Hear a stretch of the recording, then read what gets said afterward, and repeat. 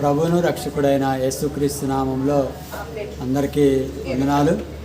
యేసు ప్రభులు వారు చెప్తున్నాడు కదా, నేనే మార్గము సత్యము జీవము, నా ద్వారానే తప్ప ఎవరిని కూడా పరలోక రాజ్యము చేరని ఆ దేవాది దేవుడు తెలియజేస్తున్నాడు. నేను కూడా ఒక మార్గమని అనట్లేదు, కానీ నేనే ఆ మార్గము. ఆ మార్గము నిన్ను నన్ను మనందరిని కూడా పరలోక రాజ్యంలో చేర్చడానికి ఆ దేవాది దేవుడు మనందరికీ అనుగ్రహించిన గొప్ప మార్గము.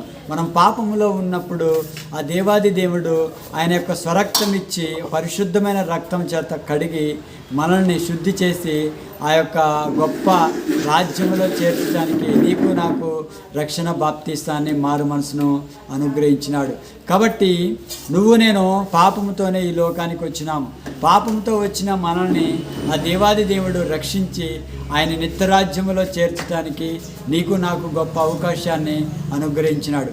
కాబట్టి నీవు ఒక్కసారి తెలుసుకో, యేసు ప్రభుల వారు ఆయన నీ పాపాలు నా పాపాలు కడిగి పవిత్రపరిచి పరిశుద్ధపరిచి ఆ పరిశుద్ధుడైన రక్తం చేత కడిగిండు. కాబట్టి నువ్వు నేను పాపులంగా ఉన్న మన జీవితాన్ని నీతిమంతులంగా మార్చబడటానికి ఇది గొప్ప అవకాశము.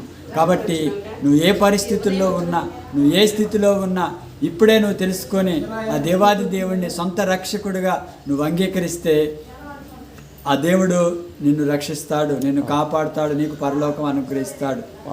ఆమేన్.